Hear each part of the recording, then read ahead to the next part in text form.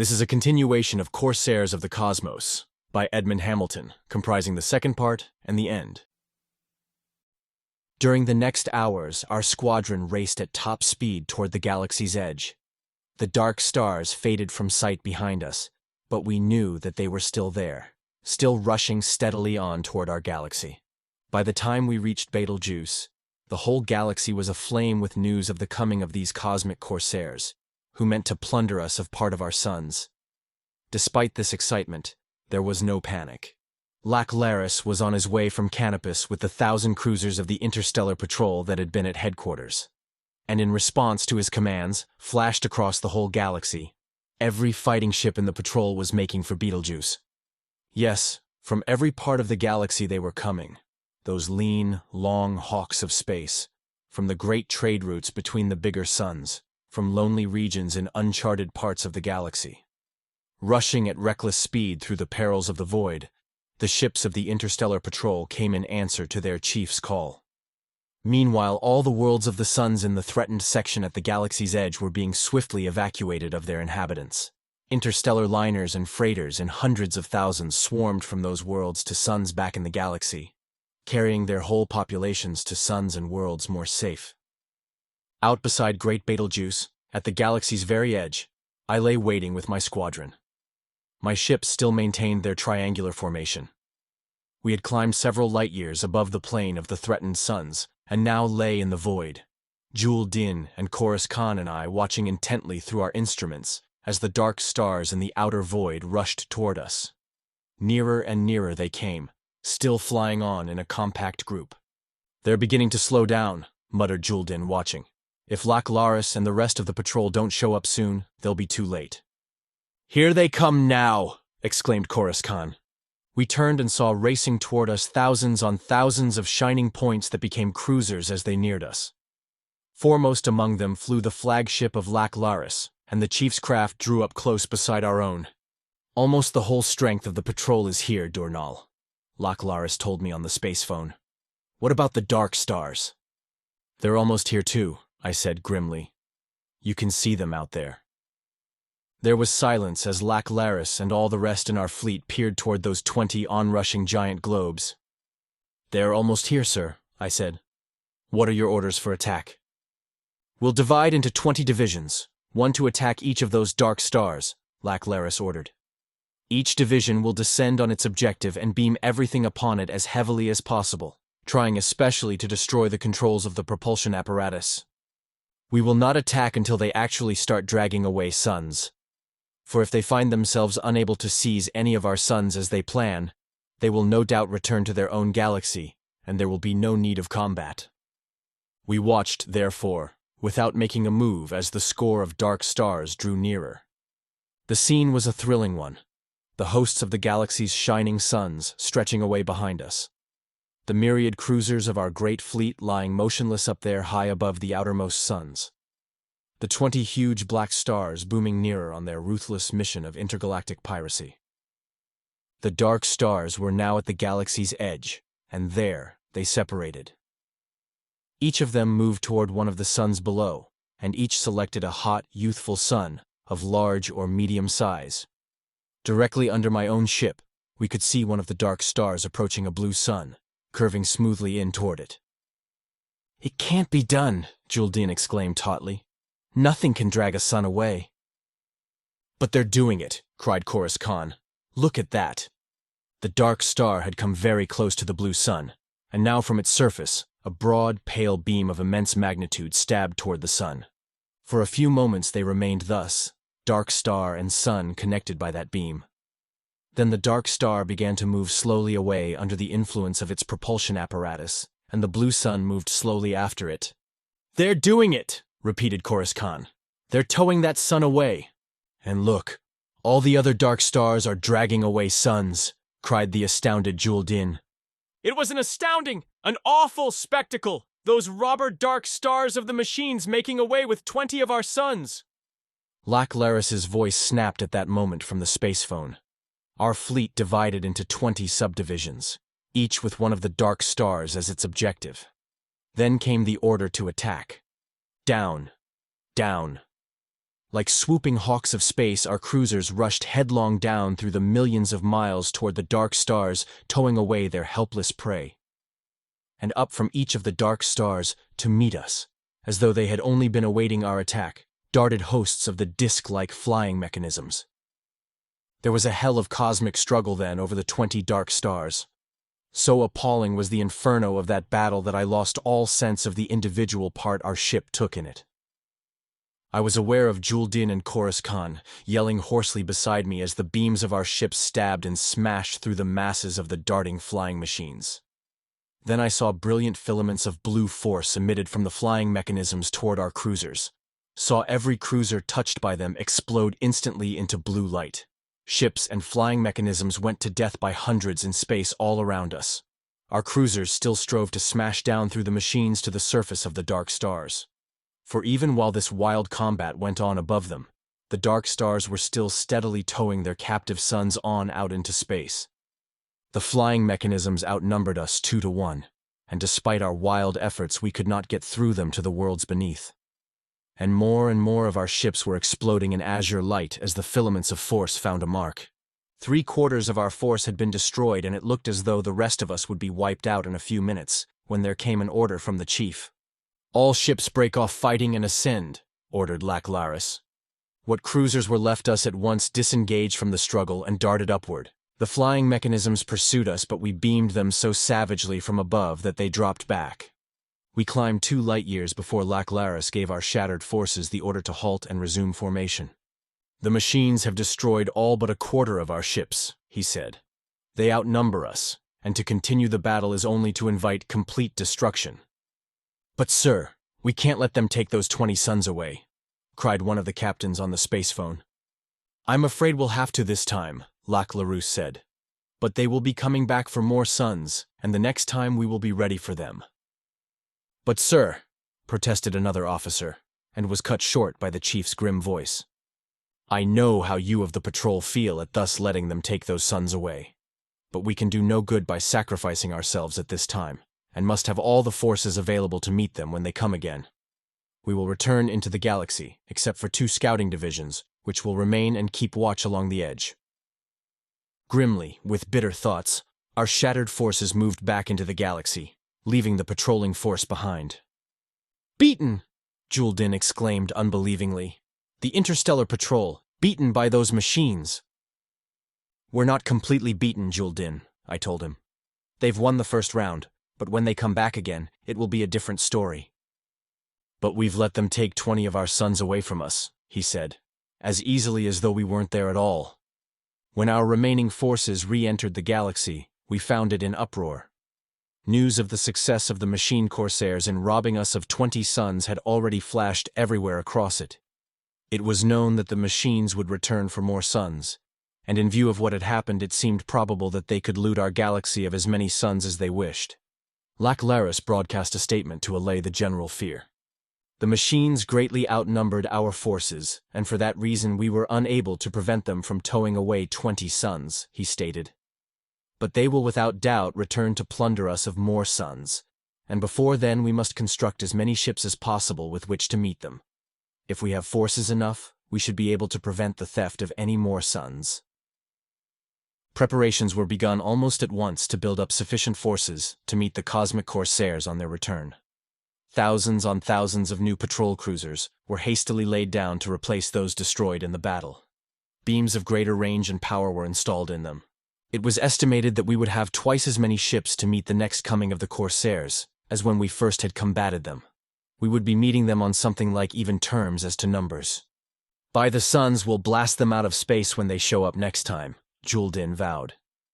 Chorus Khan was not so sure. "Their weapons are more powerful than our own," he reminded. "Our new ships were hardly completed when there came warning of the Corsairs' return.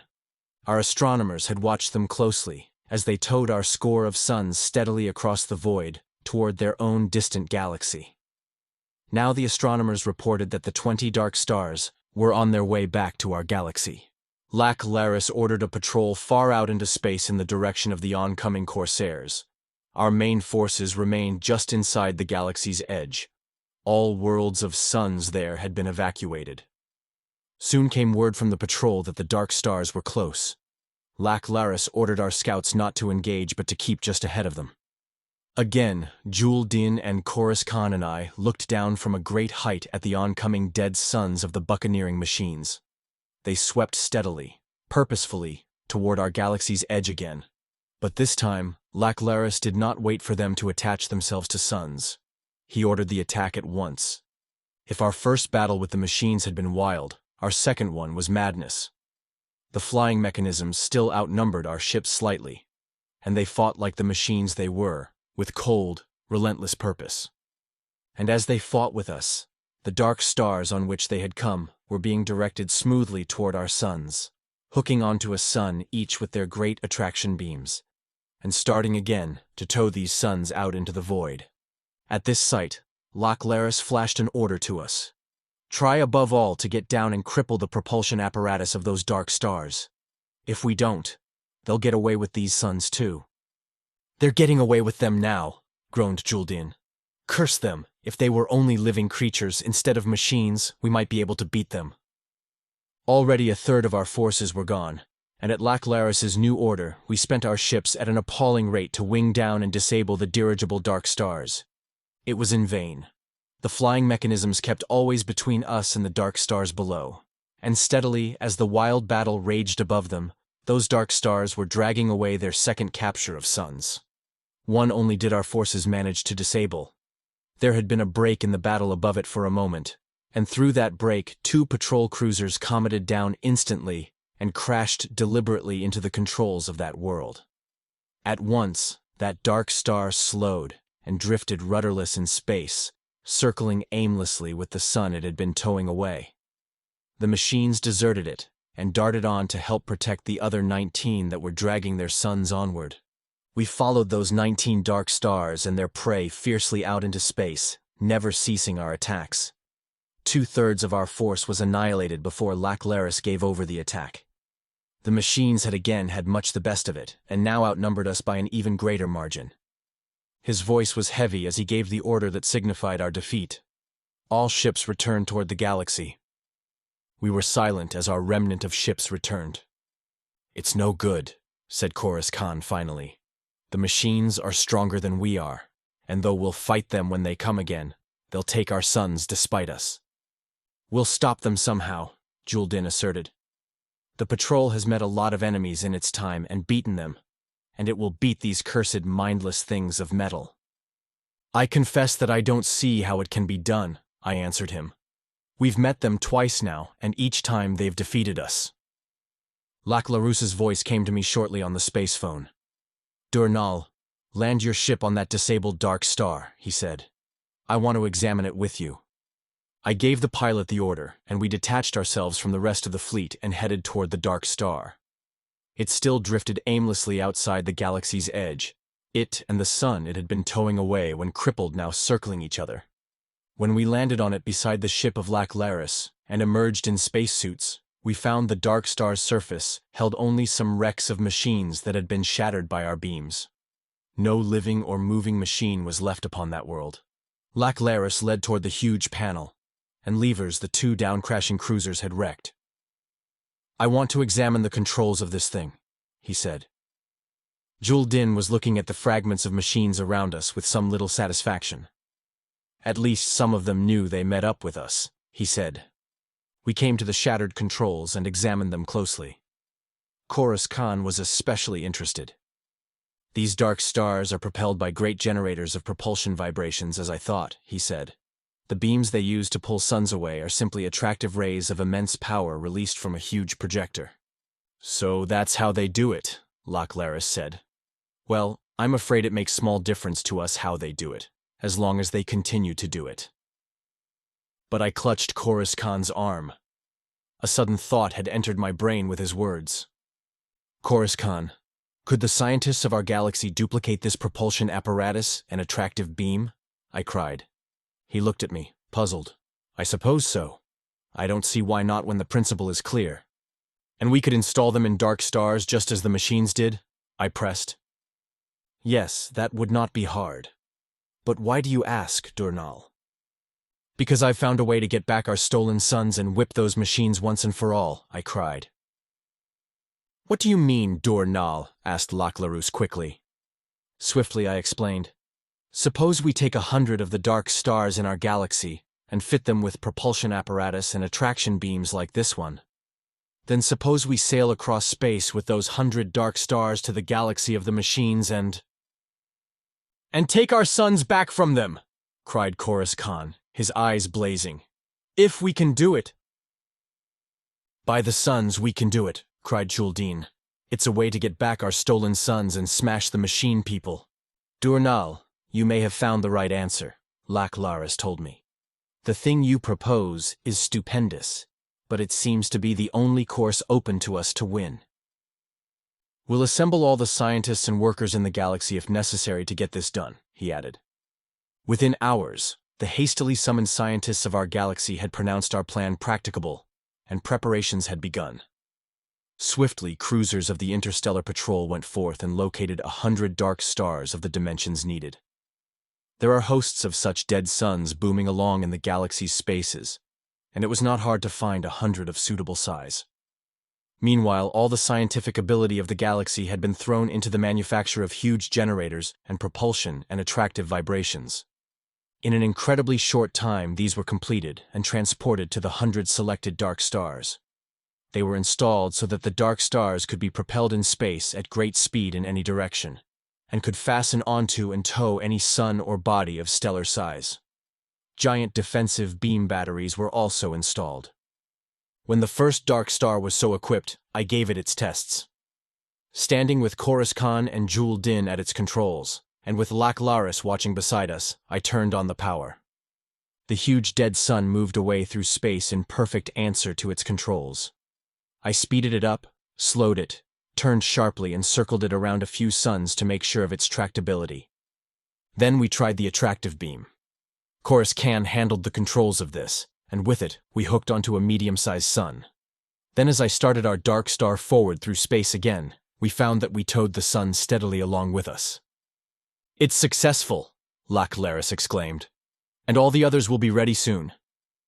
As soon as they're ready, we'll start for the galaxy of the machines, he said, before they've time to come back here again.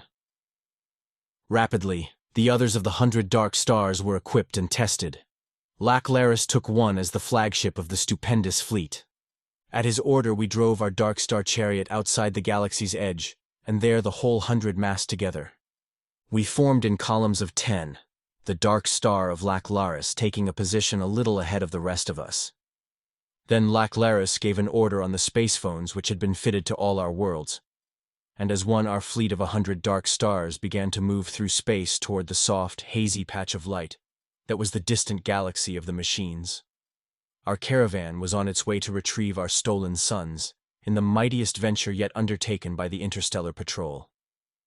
Juldeen was exultant. By the suns, this is better than driving ships, he exclaimed, driving dark stars to battle. There'll be all the battle you want when we reach the galaxy of the machines, I told him grimly. You're going to follow out our original plan? I asked Laclarus on the space phone, and he answered in the affirmative. It's a risky one, but I believe it is the best one. We hurtled on in the void toward the distant galaxy of the machines. Slowly, very slowly, despite our immense speed, it grew in apparent size. It grew from a little patch of light to a cloud of tiny points of light. And as it grew, our own galaxy shrank astern. Chorus Khan and Juldeen and I relieved each other at the controls of the dark star.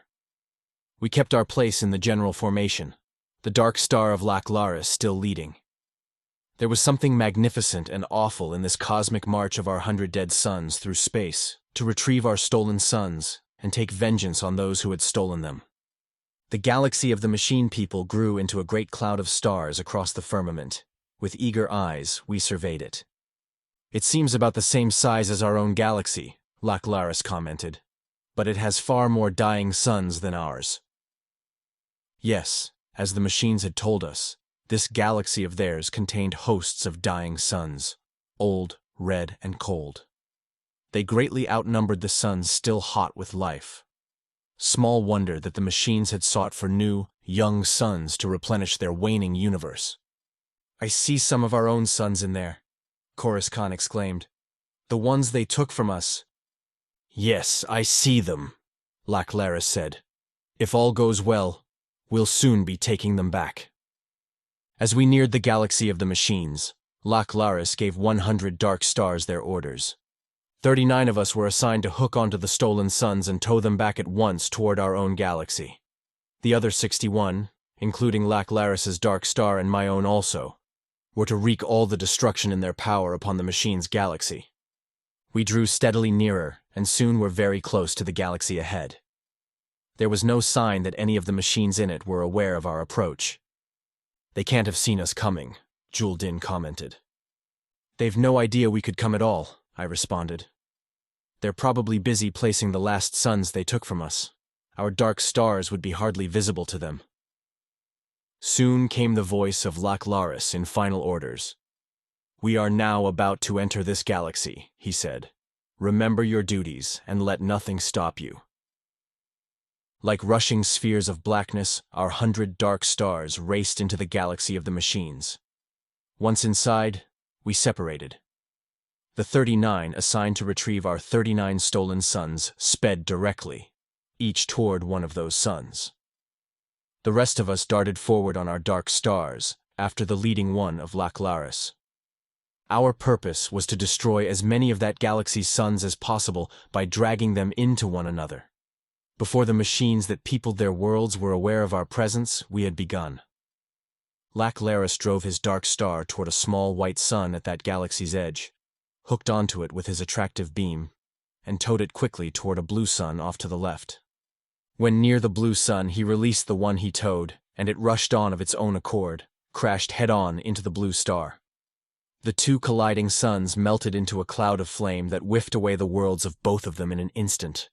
While Corsairs was thus employed, the rest of us were not idle. I had driven our own dark star toward a large red sun some distance inside, and now I yelled for Corsairs to hook onto it with our attractive beam.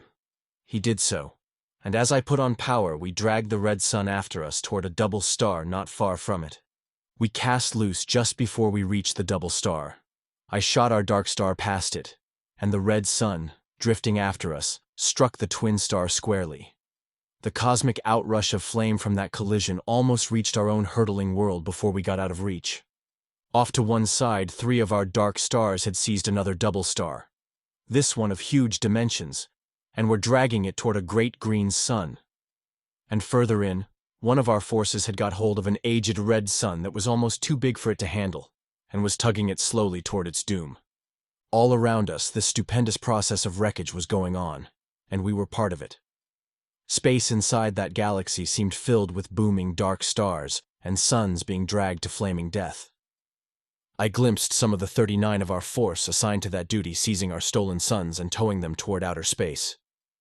From the worlds of the suns we were destroying came clouds of flying mechanisms rushing to attack us, but the giant beam batteries installed on our dark stars blasted them out of space as they came near. And still our smashing of suns went on. Juldin and Corsairs yelled with exultation as we towed still another sun to collision and doom. I saw Corsairs' dark star some distance away, rapidly stripping the worlds from a sun and towing them into another sun. Then Corsairs cried out, pointed, "Look, the dark stars of the machines!" I made out dim, huge shapes rushing toward us across that galaxy. The machines' dark stars. Through the wild wreckage of crashing and flaring suns and worlds, 19 dark stars were bearing down on us. They were the dark stars with which the machines had gone across space to steal our suns. Now they were rushing to battle us. The scene that followed was beyond description. The machines meant to stop our wrecking activities at any cost to themselves, and they drove their dark stars straight toward our own. A half-dozen of them crashed into that many of our dark stars in the first rush. As they collided, dark star and dark star blazed up in hot, new life. Again and again they rushed at us headlong as we dragged and wrecked their suns. They never hesitated to collide with us. They fought with magnificent, mindless courage to stop our wrecking activities. But at last the last of them was gone. though more than 20 of our own dark stars had been destroyed in the collisions that had ensued when the machines rammed them. All space around us now seemed filled with the wild flare of collided suns. "All dark stars retreat back into space," came Laclaris's order. "Our work here is finished." "Are all our own suns retrieved?" I asked him on the space phone. "Yes, our other dark stars towed them out into space, and they're all clear." Quickly, I turned my dark star and sent it booming with the others after Laclaris, out of that ravaged galaxy. Outside in space waited the 39 dark stars that had retrieved our 39 stolen suns. "We got them all back!" cried Joel Din. "Didn't I tell you that we would? That nothing could beat the patrol?" "Head toward our own galaxy," Laclaris ordered. "Keep at half speed, as those of us towing suns can't go so fast." Slowly, towing our 39 suns with us, we headed away through space toward the dim light patch of our own galaxy. Looking back, we saw that the galaxy of the machines was lit in many places by the flaring fire of collided suns. We stared back for a long time at the stupendous damage which we had done to that universe. "It'll be a long time before they will come buccaneering again for our suns," predicted Juldin. "And if they ever do come again, we can defeat them now that we have powers equal to their own," I added. "We'd rather not war with the machines nor with anyone else. But we have fought for our suns, and as long as the patrol lasts, we are going to keep them." The end. Best Audiobooks for Free hopes that you have enjoyed this production of Corsairs of the Cosmos by Edmond Hamilton. Please subscribe to our channel on YouTube and Rumble, as your subscription is the support we need to create more great free content. Please look to our website at bestaudiobooksforfree.com for a complete list of our audiobooks.